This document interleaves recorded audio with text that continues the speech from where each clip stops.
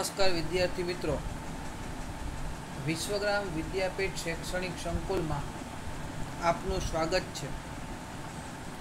विद्यार्थी मित्रों, last lecture में आपणे y नी x परनी नियत संबंध रेखा में एक आंकड़ा पछी पॉइंट आपेलो होय त्यारे आपणे 0.1 वडे भागाकार करी अने दाखलो केवी रीते गणवो तेनो आपणे अभ्यास करेलो हतो। हवे आपणे આજે એક વિશિષ્ટ દાખલો જોઈશું કે જેમાં આપણને નિશ્ચાયકતાનો આંક એટલે કે આર સ્ક્વેર શોધવાનું કહેવામાં આવેલું હોય।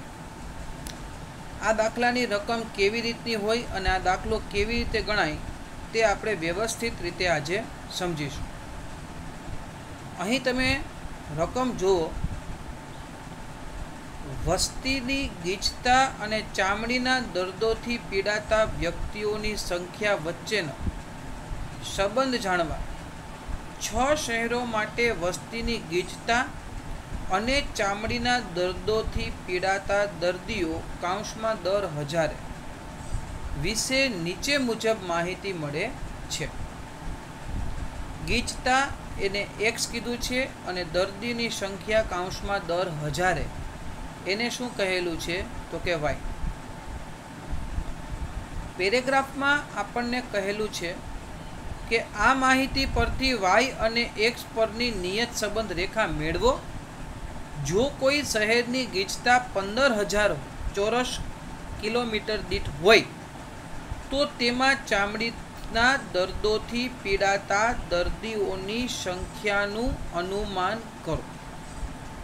અહીંયા સુધી આપણે દરેક ટોપિક છે એને વ્યવસ્થિત રીતે ભણી ગયા છીએ કે y ની x પરની નિયત સંબંધ રેખા એટલે શું અને x ની કિંમત આપેલી હોય ત્યારે y ની કિંમતનો અંદાજ કેવી રીતે મેળવવો ત્યાં સુધી આપણે કમ્પ્લીટ ભણેલા છીએ।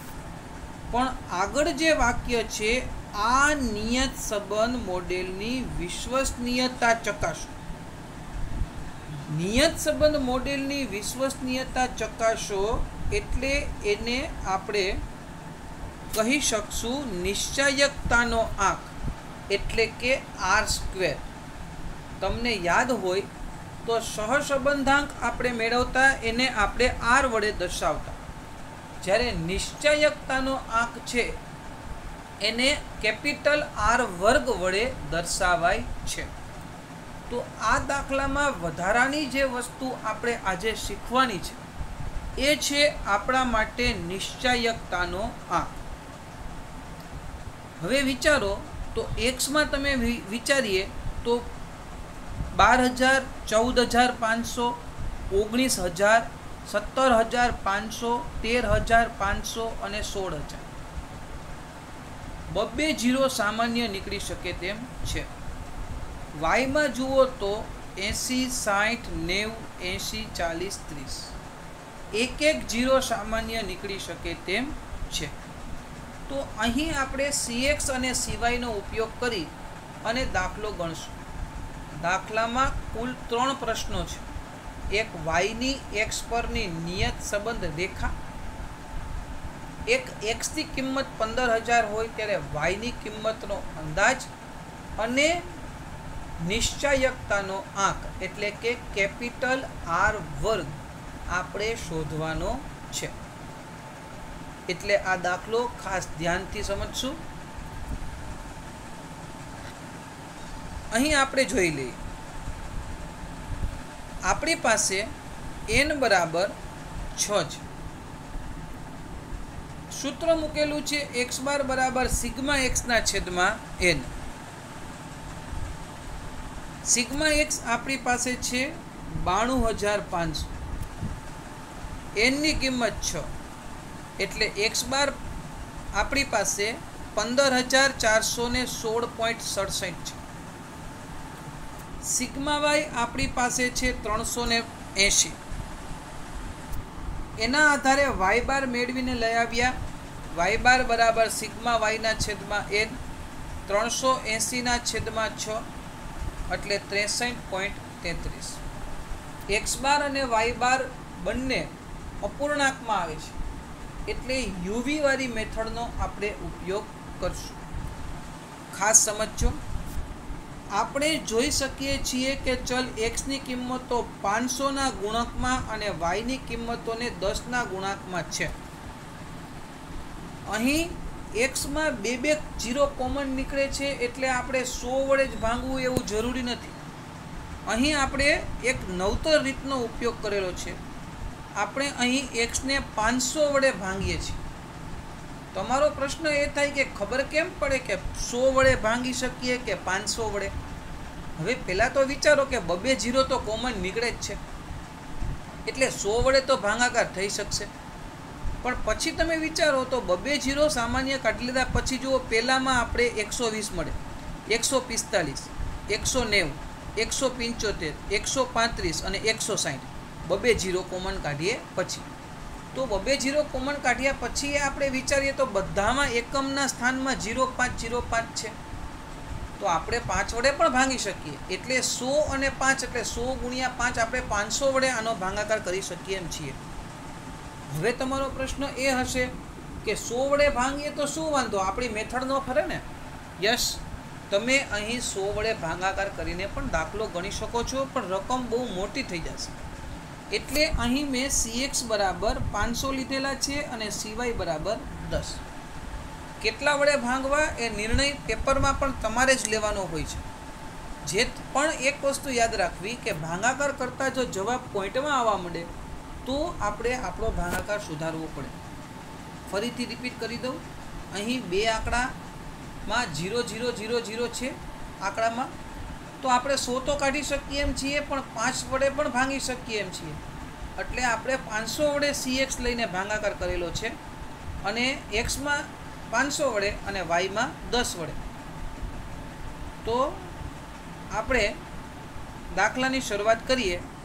યુ મેળવવા માટે આપણું સૂત્ર છે x માઇનસ a ના છેદમાં CX અને v બરાબર y માઇનસ b ના છેદમાં CY. એ આપણું સૂત્ર છે, બરાબર.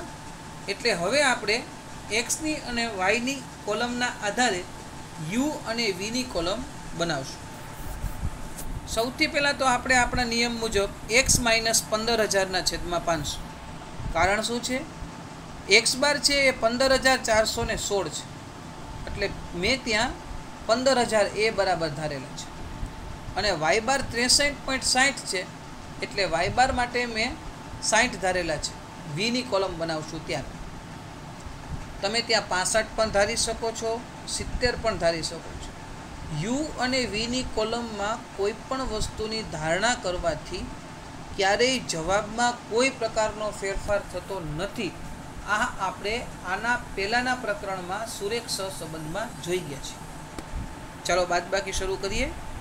12,000માંથી 15,000 બાદ કરીએ અને એને 500 વડે ભાંગીએ એટલે આપણને મળશે -6.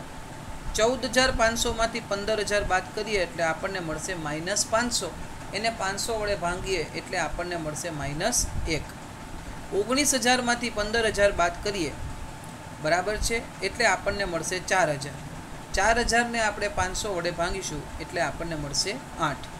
17,500માંથી 15,000 બાદ કરીને 500 વડે ભાંગશું એટલે મળશે 5.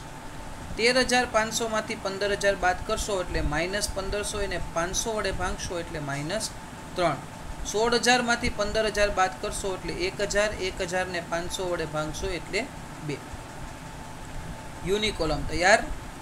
વીની કોલમ માટે y માઇનસ 60ના છેદમાં 10, એટલે 80માંથી આપણી પાસે 60 બાદ કરીએ એટલે મળશે 20. 20ને 10 વડે ભાંગીશું એટલે થશે 2.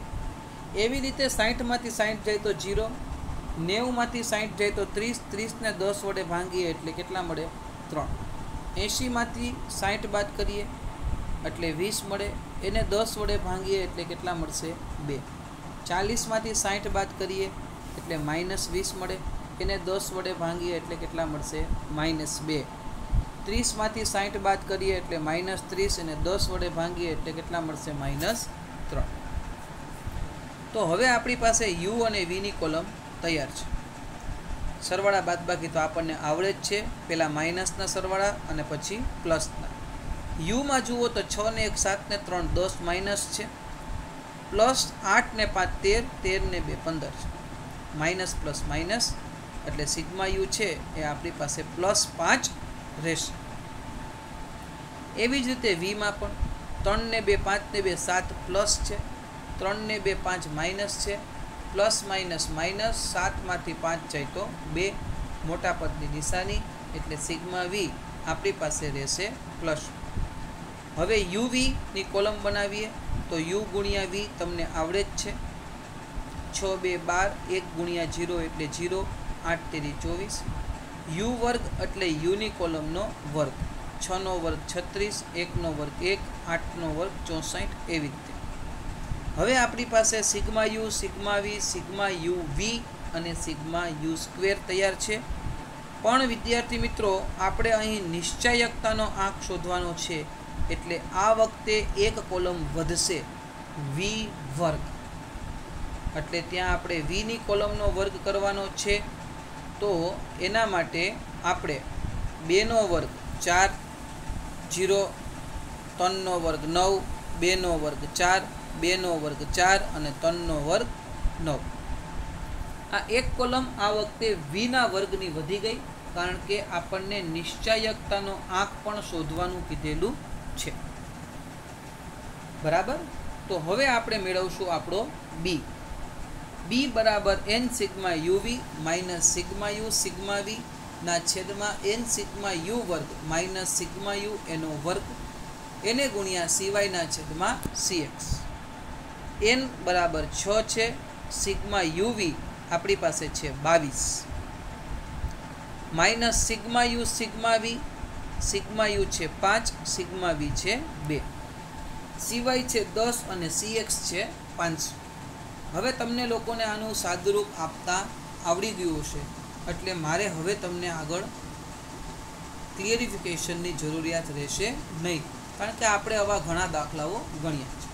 સાદુરૂપ કેલ્ક્યુલેટર ઉપર આપતા આપણી પાસે ફાઇનલી બી એપ્રોક્સિમેટલી 0.003. હવે એ બરાબર વાય બાર માઇનસ બી એક્સ બાર. વાય બાર છે 63.33 માઇનસ બીની કિંમત છે 0.003. એક્સ બાર છે 15,416.67 એટલે 0.03 ગુણ્યા 15,416.67 તમે કરશો એટલે 46.25 તમારો ગુણાકાર થશે. 63.33 માંથી તમે 46.25 બાદ કરશો એટલે તમારા માટે એની કિંમત આવશે 17.08. હવે વાયની એક્સ પરની નિયત સંબંધ રેખા વાય કેપ બરાબર a પ્લસ bx 17.08 વત્તા 0.003x. એક્સ બરાબર આપણને રકમમાં કેટલા આપેલા છે? 15,000. વસ્તીની ગીચતા છે વિદ્યાર્થી મિત્રો 15,000. એટલે અહીં આપણે x બરાબર 15,000 મૂકીએ તો 15,000 ગુણ્યા 0.003 કરીએ એટલે 45 મળે. 17.08 વત્તા 45 કરશું એટલે 62.08. અહીં વિદ્યાર્થીઓ થોડી ભૂલ કરે છે. આ વસ્તી છે. વસ્તી માટે થઈને જુઓ, મેં વાક્ય લખેલું છે કે તેથી કોઈ શહેરની ગીચતા 15,000 હોય તો તેના ચામડીના દર્દથી પીડાતા દર્દીઓની અનુમાનિત સંખ્યા દર 1000એ 62.08 એટલે એપ્રોક્સિમેટલી 62 થાય. વ્યક્તિઓની સંખ્યા ક્યારેય પોઈન્ટમાં ન હોઈ શકે, એટલે આપણે ત્યાં જવાબ તરીકે વ્યક્તિની સંખ્યા જ્યારે આપણને મેળવવાની કીધી હોય ત્યારે આપણે એપ્રોક્સિમેટલી એક્ઝેક્ટ આંકડો લખવો પડે. એટલે અહીં આપણો ફાઇનલ આન્સર જે છે એ 62.08 થતો. એટલે અંદાજિત કિંમત છે એ આપણે 62 લખી શકીએ કે ભાઈ આપણી પાસે દર 1000એ અંદાજિત 62 દર્દીઓ એવા હશે કે જે ચામડીના રોગોથી પીડાતા હશે. તો અહીં સુધી તો આપણે આ સુરેખ નિયત સંબંધમાં ભણી ચૂક્યા છીએ. એક વસ્તુ નવી હતી કે ભાઈ વ્યક્તિની સંખ્યા પોઈન્ટમાં દર્શાવવા કરતાં પૂર્ણાંકમાં દર્શાવવી સારી. 0.5 કરતાં વધુ હોય, દાખલા તરીકે આન્સર 62.34 આવે તો 62 લખીએ, કાં તો કે 0.5 કરતાં નાનું છે. બસ સપોઝ અહીં 62.57 કે 62.98 કે 62.77 એવો આન્સર આવેલો હોત તો આપણે એપ્રોક્સિમેટલી આંકડો છે એ 63 લખી શકીએ. હવે ખાસ અહીંથી મહેરબાની કરીને સમજશું. હવે નિયત સંબંધ મોડેલની વિશ્વસનીયતા એટલે કે નિશ્ચાયકતાનો આંક ચકાસવાનો છે. નિશ્ચાયકતાના આંકને કેપિટલ R વર્ગ તમને શોધવાનું કહેલું છે. આપણે યુવી વાળા સૂત્રનો ઉપયોગ કરવાનો છે. નોટ કરજો, કેપિટલ R વર્ગ બરાબર સ્મોલ r વર્ગ થાય. તમને યાદ હોય તો આપણે સહસંબંધની સંજ્ઞા R લખતા. એ સહસંબંધાંકનો વર્ગ એટલે અહીં નિયત સંબંધ માટે નિશ્ચાયકતાનો આંક એટલે કે R² બને છે. તમે ગણિતનો સાદો નિયમ વાપરો તો તમે વર્ગ કરો એટલે વર્ગમૂળ નીકળી જાય અને વર્ગમૂળ કાઢો એટલે વર્ગ થઈ જાય. તમે સૂત્ર જુઓ તો તમને કંઈ નવીન નહીં લાગે. તમારું સહસંબંધનું જ સૂત્ર છે, ફક્ત આખા કાંસ ઉપર શું થઈ ગયું છે? વર્ગ થઈ ગયો છે. કારણ કે ત્યાં તમે નિશ્ચાયકતાનો આંક R શોધતા, અહીં તમારે શું શોધવાનો છે? Rનો વર્ગ શોધવાનો છે. સૂત્ર એ જ છે, પણ આખા કાંસની ઉપર શું દર્શાવી દીધેલું છે? વર્ગ. બસ આ આપણો નિશ્ચાયકતાનો આંક છે. જ્યારે નિશ્ચાયકતાનો આંક શોધવાનો કહેવામાં આવે ત્યારે આપણે નિયત સંબંધમાં એક કોલમ વધારવી પડે છે, બરાબર, જે આપણે વધારેલી છે. n sigma UV minus sigma U sigma V, 6 ગુણ્યા સિગ્મા યુવી કેટલા છે? 22, માઇનસ સિગ્મા યુ 5 અને સિગ્મા વી કેટલા? 2, છેદમાં 6 ગુણ્યા સિગ્મા યુ સ્ક્વેર આપણી પાસે છે 139, માઇનસ સિગ્મા યુનો વર્ગ એટલે 5નો વર્ગ, એને ગુણ્યા n સિગ્મા વી વર્ગ એટલે 6 ગુણ્યા સિગ્મા વી વર્ગ આપણી પાસે છે 30, બરાબર છે. તો વિચારીએ તો આપણી પાસે સિગ્મા વી છે 2 એનો વર્ગ. બસ તો હવે તમે આનું સાદુરૂપ આપી દેજો. 22 ગુણ્યા 6 એટલે 132 થાય, 5 2 10 થાય. 132માંથી 10 બાદ કરો એટલે 122નો શું કરવો પડશે? વર્ગ. એવી રીતે છેદમાં સાદુરૂપ આપી દેજો એટલે 809 ગુણ્યા 176 મળશે. સાદુરૂપ આપતા તમારી પાસે નિશ્ચાયકતાનો આંક છે એ 0.1045 એટલે R² તમારી પાસે 0.10 મળશે. હવે જો R² કિંમત 1ની નજીક હોય તો ધારણા યોગ્ય છે. જો 1થી નજીક ન હોય પરંતુ 0ની નજીક હોય તો ધારણા યોગ્ય નથી. એટલે આ અર્થઘટન તમારે નીચે લખવું ફરજિયાત છે કે R² કિંમત 0ની નજીક હોવાથી નિયત સંબંધ મોડેલની વિશ્વસનીય છે તેમ કહી શકાય નહીં. તો આ એક નવી વસ્તુ આપણે આજના લેક્ચરમાં ભણ્યા. નિશ્ચાયકતાનો આંક નિયત સંબંધ મોડેલની વિશ્વસનીયતા એટલે નિશ્ચાયકતાનો આંક એટલે R². આ તો આપણે યુવી વાળું સૂત્ર વાપરેલું છે. કદાચ તમે n સિગ્મા xy વાળું સૂત્ર પણ વાપરી શકો, બરાબર છે. કોષ્ટક તમે જો x અને y વાળું બનાવેલું હોય તો ત્યાં x વર્ગની સાથે કોલમ કઈ વધશે? y વર્ગ. આ દાખલો હું તમને નેક્સ્ટ લેક્ચરમાં શીખવાડીશ, પણ અત્યારે તમારે આ દાખલો વ્યવસ્થિત સાદુરૂપ આપી કેલ્ક્યુલેટર ઉપર અને ગણવાનો છે. એક સેમ મેથડનો દાખલો મેં તમને આપેલો છે જે તમારા પાઠ્યપુસ્તકના વિભાગ Fમાં જ છે. F વિભાગનો 5મો દાખલો છે. ત્યાં પણ તમને કહેલું છે, જુઓ કે વિશ્વસનીયતા ચકાસો, એટલે ત્યાં પણ તમારે R² ગોતવાનો છે. આ R² મેળવતા પહેલાં તમે વિચારો તો કામની સંખ્યાને આપણે x કહીશું અને વાર્ષિક નફાને આપણે y કહીશું.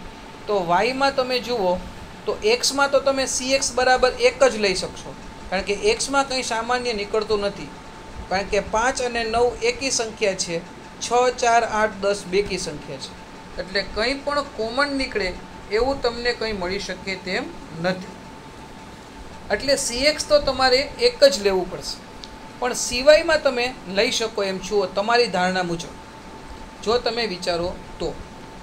અહીં x બાર અને y બાર પોઈન્ટમાં આવે તો યુવીની રીતનો ઉપયોગ કરશો, જો પોઈન્ટમાં ન આવે તો x માઇનસ x બાર. બરાબર છે.